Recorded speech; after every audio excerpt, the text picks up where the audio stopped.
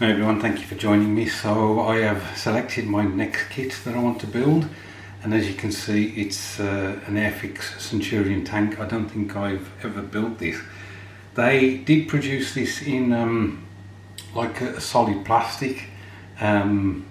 Basically there was the body, the tracks either side and the turret, and you just pushed it all together and that was the tank. It was finished in a green plastic. So I did have one of those, but I don't think I've ever built this particular model. I'm a bit perturbed about this one. I bought it a while back from Telford Model Show. It had elastic band around it, and I will show you the parts inside. So there you go. That's how the parts were in the box. Many of them are not on the sprue anymore, and there's a possibility that some will be missing. We shall see.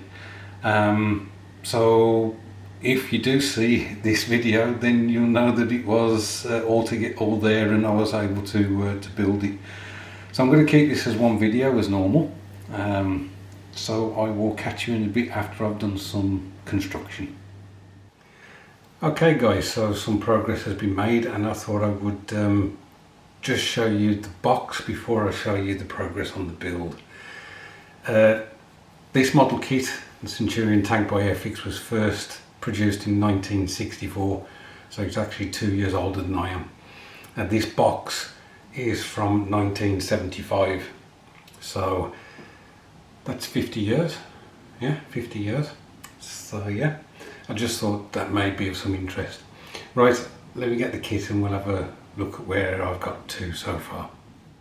So here's the kit, practically built. There's just one or two items that I've got to put on there, and I need to fill in some seams where the fit wasn't quite right. I have to say that this was a really enjoyable build. Kind of surprised really. It wasn't that much trouble. There was a bit of scratching of the head of how to get certain parts to conform, make sure that I got them in the right place. But as I say, once I'd kind of thought about it a bit, they went together fine. It was so much fun. Really enjoyed it. So as I say, I've got one or two bits to add to it, and then I'll get on and paint it. This vehicle will be finished in a bronze green, a dark bronze green I think it is, for tanks of the British Army at that time. So the next time you see this, it will be complete, so I'll catch you in a bit. Okay guys, so I finished the build. Before I show you the end result, I just wanted to mention a couple of things. First thing was that this kit was just such a joy to put together and to paint. So much so that I put some ghost stories on, being read by Christopher Lee. And I was just in the zone. I was just happily just painting away and whatever. To the point where once I finished the build, I realised I didn't actually fill in the seams that I was going to do, so that's a bit unfortunate.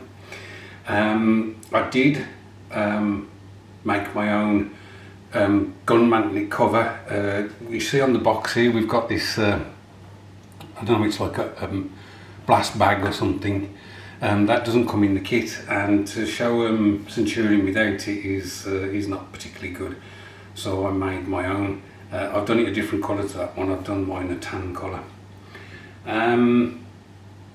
I've got a photo here where the build was on my bench upstairs, and I painted it deep green. And I took the photo because I thought that the green wasn't deep, it wasn't dark enough.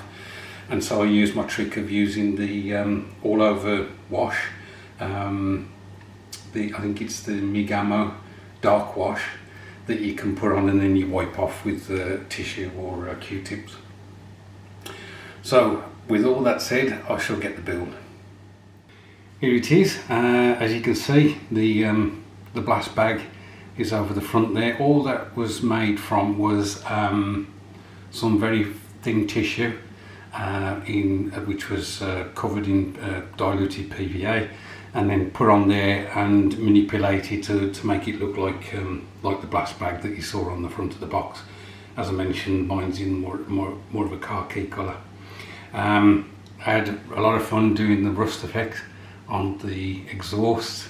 That was quite simple. A couple of paints from was it Migamo? One's dark rust and the other one's medium rust. You put the dark rust on first, and whilst it's still wet, you dab on in spots the medium rust, and then you just blend them so that you don't get rid of all the medium rust, because that will just turn everything into one colour, but you want to blend the medium rust into the dark rust, and that worked quite well for me, I have to admit. Anything else I wanted to add? I don't think so. As I say, it was just an absolute joy to build this kit, and I would happily build it again. So yeah, that's it. Thanks ever so much, guys, for watching. I do appreciate it. Thank you everybody for your comments on the Matchbox Monday. They are one of my favourite videos to do for obvious reasons. So thank you. Thank you to the new subscribers who joined the channel. Again, I do appreciate it. I hope your week is going well. Look after yourselves, and I'll catch up with you soon.